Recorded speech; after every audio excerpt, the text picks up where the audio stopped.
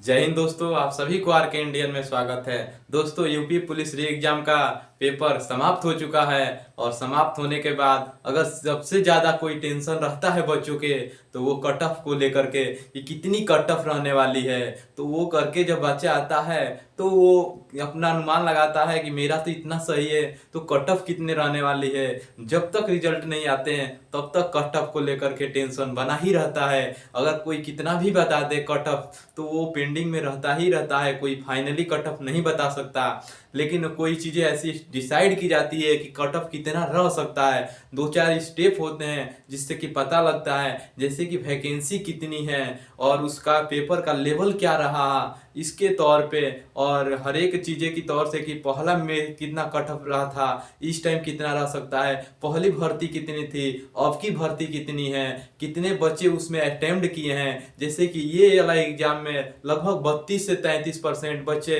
Absent रह चुके हैं।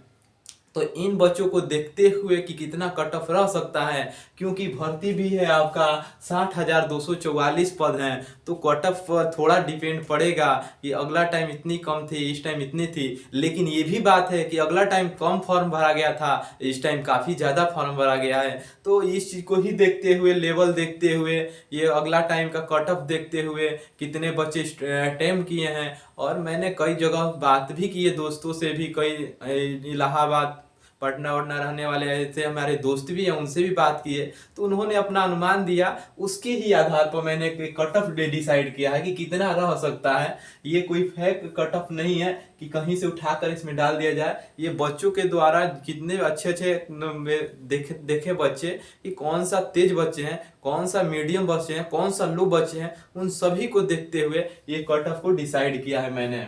अगर देखिएगा, अगर रिजल्ट आएगा तो इससे थोड़ा से ही आगे पीछे रहेगा कोई, क्योंकि कोई क्लियर कट ऑफ नहीं बता सकता। तो मैंने भी एक डिसाइड किया कि इतने से इतने के बीच रहना चाहिए। तो अगर चलिए देखते हैं कि कट ऑफ क्या रहने वाली है। तो अगर जनरल की देखा जाए तो जनरल कट ऑफ रह सकता है लगभग 205 से लेकर के 210 के बीच। 205 से लेकर के 210 के बीच। इसमें नॉर्मलाइजेशन का भी प्रभाव पड़ने वाला है दोस्तों, क्योंकि ये जो शिफ्ट हुए हैं ये 10 शिफ्टों में हुए हैं और लेवल हर एक शिफ्टों का थोड़ा बहुत चेंज होता ही होगा। तो इस शिफ्ट के थोड़ा लेवल के अनुसार थोड़ा नॉर्मलाइजेशन जो होगा वो 5-10 नंबर का थोड़ा हेर फेर हो सकता है, इतना भी ध्यान में रखिएगा। तो जनरल का जो कट ऑफ रह सकता है 205 से लेकर के 210 के बीच रह सकता है। वो ये मेल का है, ये वो मेल का है दोस्तों। अगर फीमेल का देखा जाए तो ये 10-15 नंबर का अंतर हमेशा ही रहेगा फीमेल में। उसके बाद EWS देखा जाए तो EWS का जो कट ऑफ होगा 200 से लेकर के 205 के बीच रहने वाला है। थोड़ा लगभग ओबीसी के कहीं बराबर ही हो सकता है, ये भी हो सकता है। तो EWS का जो कट ऑफ रहेगा 200 से लेकर 205 के बीच रहने वाला है। यही अगर ओबीसी का देखा जाए तो ओबीसी का जो कट ऑफ होगा वो 195 से लेकर के 200 के करीब, यानी 200 अगर पॉजिटिव, अगर ओबीसी है, अगर 200 पॉजिटिव है तो लगभग आप उसको थोड़ा सेफ फीलिंग कीजिए। उसके बाद ओबीसी का तो समझ गए कि 195 से लेकर के 200 के करीब हो सकता है। वहीं अगर एससी का अगर कैटेगरी के देखा जाए तो 185 से 195 के करीब हो सकता है एससी का कट ऑफ। एसटी का कट ऑफ देखा जाए तो 175 से लेके 185 के बीच रह सकता है। इसके थोड़ा बहुत 2-4 नंबर प्लस माइनस हो सकते हैं, क्योंकि ये कोई भी कट ऑफ रियल में नहीं बता सकता, क्योंकि अगर वो रियल बता रहा है कि इतना कट ऑफ ही रहेगा तो इसका मतलब वो कुछ किसी ना किसी थ्रू वो लिंक है।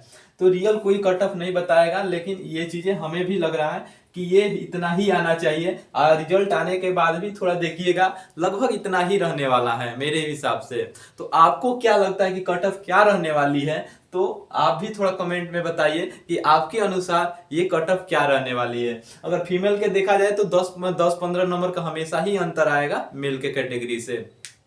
तो आप भी अपना कट ऑफ डिसाइड कीजिए कि आपके हिसाब से क्या रहने वाले हैं। आप भी जो कई दोस्तों से बात किए होंगे, हर एक बच्चों से किए, जो भी आपके अनुसार पेपर दिए हैं वो सबसे बात किए होंगे कि आपने कितना किया, आपने कितना किया। तो आपने हिसाब से कमेंट में जरूर कट ऑफ बताइए। चलिए हम लोग रिजल्ट आने के बाद फिर से मिलेंगे। जय हिंद, जय भारत।